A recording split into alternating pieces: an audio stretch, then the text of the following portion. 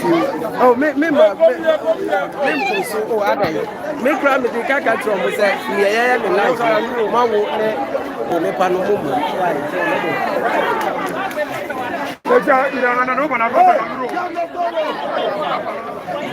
So, who is going to speak? Who is somebody? Who is going to speak? Anybody. Yeah, no problem. But he was walking, eh? Abraham is walking. So anybody.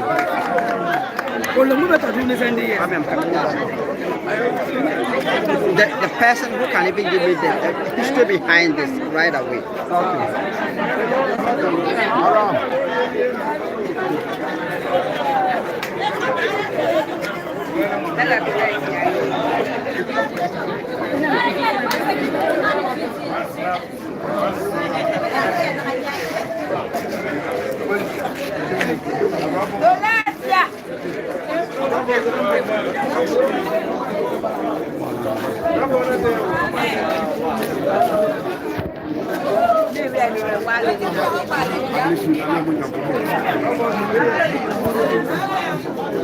Abraham.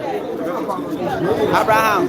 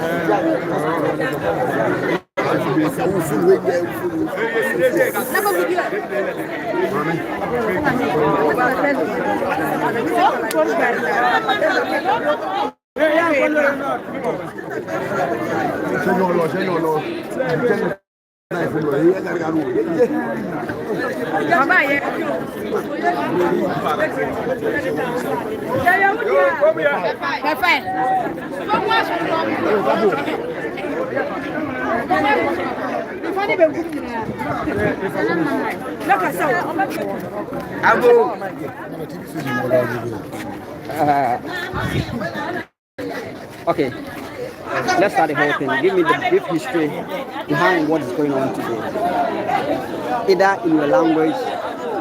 or Twi. Okay, so Twi, let's go. Yo, I tell you, and Dr. Sia, there was nothing. I'm now say your traditional calendar now. Say we have a traditional calendar now. Ye ja afidada no kwan. Now you welcome the new year. Until say you be yes amamre no. Yentimi endi bayemu ewo kumu ha. And it is not even allowed say bayemu no ebe ba kumu ha. Until say you be yes amamre ni amanye nyina ebi. Ha nti ye festival no ye friend Sumbe festival. Fantrafo need ye friend na fanafo. Ye need enye Sampa for one need. Ye man temu ha ko afodi. The other son number 1, the other son number 2 kabile jambra ene probe biri edi. Exam prayer mabuwe na ye fantrafo. Ye need. Nti normally ye happiness Monday ene Sampa market day. Nti no the last market day to Sumbe no. Na nanom esuma ema yekoyi dwa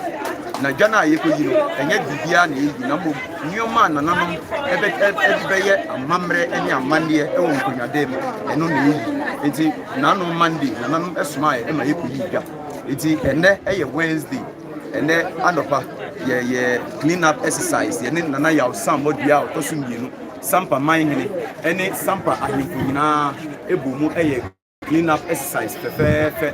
na anwumre so Sampa man nkokrafo ni mbrwafo ni mrantie ni mabawa ye nyina esu aja that is firewood e di aba ahemfie na ahemfie na ye di aba no na nanom e di besoja na the belief is that jana yeso no ye di enyane na ye na nanom nsamanfo na ochina oma bedudu ha nti ochina andopa e na ebe ye be fidi omo but amamre bia e nti say yesoja no overnight saja no endum na yaya no oman ni fi ha ewie no other sub chiefs no eso ebekwa koye omo de e wo mo various palaces na say yanye hade na omo de no entimi mbaso nti hade no e na ye first ansana yewie hade na omo so akoto aso e obi nti maso hase yewie na hene fa biem ene hene fa biem ye besoja no nti hade man ni fi nti man ni fi de no ne di kan ye no wie a se man hene ene ni penyin for sorry ansana country onu so be ko ne palace akoye ne de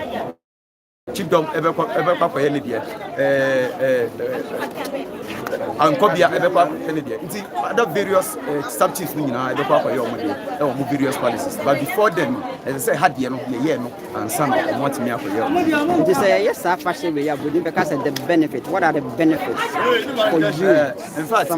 na fana community in fact ye na nanom e wo beliefs bi say ye na nanom nsamafo e na ebo omo ban nti no say afashe we du a say omo ye bibi na ehye omo ni bonyam say na ebe ya omo bekoso abo omo ban na aside those beliefs no me gidi say a form of socialization so we are in the modern world now I say adwuma any akwantu ama abusiafo bebri akodi baby foforo na say afashe no du a omo nyina aba Sampa ema yehu en wanti no obi a wonim say oye wabusiani kra no say edu afashe na utimi hu etimi say ampa we ye wabusiani and it is also time for reconciliation sometimes within the year no ebia mentime ho ase ene nyoma because na during this time ye nyina eba together na ye nyoma nyina bom you know it brings unity and the ubuntu so eba eno na be huse ye nhwe gya no ye de yaso no wa ha ye nkwana still ye de bi be ba be ka ho bi se me huse nipa ne be brain na de bia be gu ahen mobo ano ho in fact gya no de throughout the Sungwe festival no ensese ye du the only thing I bet me do no rainwater and a rainwater no kra no nananom edi bibi kata so se na be ya endu na apart from no dey ya kasa dey obia no obet me asha na adu and there is not allowed nananom ebe dey sure say people will be around to make sure say jana endunda until say festival right na we are Kukua woni panseme modern world yet social media and other ways Sampa for nafanafo omo abontin nyina ebianko bi person ko beba wa ma again I can tell you e wo kasem yo tole manando na Ghana le pe lu ban ko le pe wanga tili ko wa yinga jaso Sungwe festival ke Kingdom me na utole na kiti ufa ma chocho ke oyi na shena ke ama anga Christosum na si so moketia ne litatara jawana ye amamre nyami kolpi nyawa so but me na miskin live ma ye hire nyami ye hire nye picture o life itina o kayo yo wa eti the fact na mu ke so sinya na se na fara you na mu ke asori sinya na se na fara you anga so mukena authority a how wotiti kayo meye krake why wa kita akitu bo wa ye wa befu kita ejane yese nyana nyawa so mo na mopa apese mi wo amuja ngina sabi ba mo nyawa so ba simi wo na pe Yoruba amuja ngina mo nyawa karaka ba waka ansina ki yire tele wanye yime ya yawo kikoringa ye ya ti o yeji ye ya pana nyunono ne anga wanyu kecha dukuna kibe mo samba wangarki na nafana wangar na wa shiwi because mina nyuno no iki yes pakem egiti ajani na ikudal na mo jan yala ngo kapa nga kie papa ki jande ye biri ye papa ye to ye ji mo ye yi be ya to lesa mo dua na samba mumlo na to jagbi ti samba wangarki seki na ke ma wangar tele wangar tatara na shepe ye no ti ana o me ko bi na wa fa ke ma o ye keli